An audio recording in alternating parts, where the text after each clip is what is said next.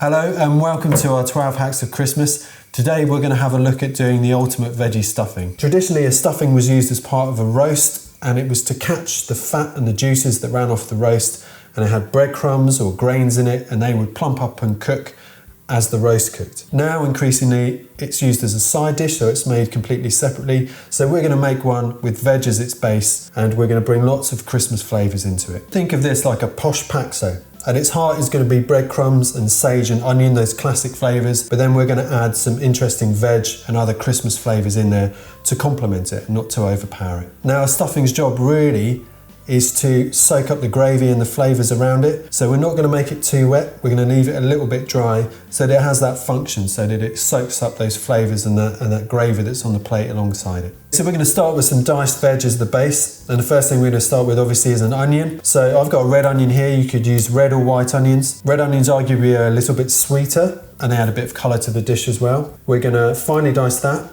Finely dice about 2 sticks of celery, and then some mushrooms as well, about 100 grams of mushrooms, just to add a nice bit of kind of dark depth to the flavour too. We're going to throw all those in a pan with a little bit of oil, tiny pinch of salt, and we're going to cook those down for about 10 to 15 minutes until they soften and the raw edge is taken away from all of them. While that veg is cooking down, we're going to use it as a chance to get the rest of our ingredients into the mixing bowl. Going to add some lentils, some cooked chestnuts and some cranberries. Those lentils, they add a bit of body. They also add a bit of moisture and softness and act as a bit of a binder inside the mix. The cranberries bring sweetness and sharpness, and then the chestnuts couldn't be more Christmassy if you tried.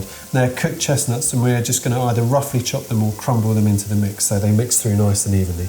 Next thing into the bowl is going to be breadcrumbs. I think it's important that your breadcrumbs are from a good loaf of bread. A pappy white loaf's not going to work, it's not going to have the body, it's not going to have the structure for good breadcrumbs, and you don't want dry breadcrumbs. They'll just absorb any liquid you put in there. So I'd say a 2 or 3 day old loaf of good bread. I take the crust off it because I'm going to blend it into breadcrumbs and I find that it sticks in the blender. And add a little bit of black kale into them. I'm going to chop some black kale, I'm going to put it in when I blitz the breadcrumbs.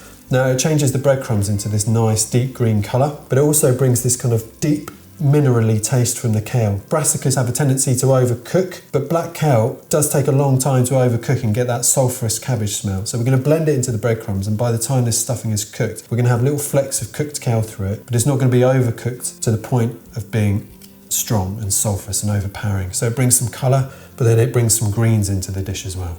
If after making your breadcrumbs, you're left with these bits of crust that you don't want to waste, you can actually take them, brush them with a little bit of olive oil, sprinkle of salt, lay them out on an oven tray and bake them at a low temperature, about 150 or so, until they dry out almost like Melba toast.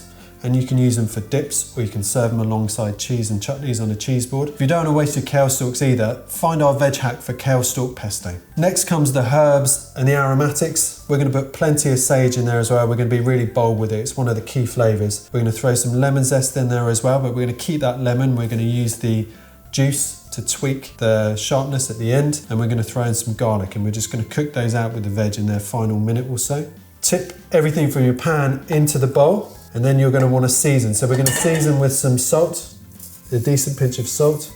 We're going to add some white pepper, just a pinch at the moment. And we're going to grate in just a little bit of nutmeg for some warmth, and give it a good mix so that everything is thoroughly mixed. If the stuff from the pan's still a bit hot, leave it to cool down for a bit before you do this. You're going to want to check the consistency at this point as well. You don't want it too dry so that it's just falling apart. If you think it is a bit dry, you might want to add a little dash of veg stock in there just to bring it together. And it is just about bringing it together. You don't want it to be too wet and too sloppy, but it will depend on your breadcrumbs as to how dry the mix is going to be. So it's to your judgment. So once you're happy with the taste and the flavour and you think you've balanced everything you need to, tip it into a snug fitting baking dish. Press it down, but not too much. You don't want to compress it into a solid, and you just want to run a fork across the top just to rough the top up like you would with a cottage or shepherd's pie. That gives you some interesting edges to crisp up as it goes through the oven. Put it into an oven at about 180 degrees C, and you want to put it in there. It should take anywhere from 25 to 30 minutes to brown on the top and cook all the way through to the middle. So this has had 30 minutes in the oven. It's darkened, gone crisp on the top, and it's held together really nicely inside, and it's really delicious. There's loads going on there, but everything in there works together. That would be magic on Christmas Day. I'd even say make two, because there's never enough stuffing. To me, this is the perfect Christmas stuffing. perfect for vegans, vegetarians and meat eaters alike. Thank you very much for watching. Please follow, like and leave any comments. Thank you for watching our 12 hacks of Christmas, and Merry Christmas.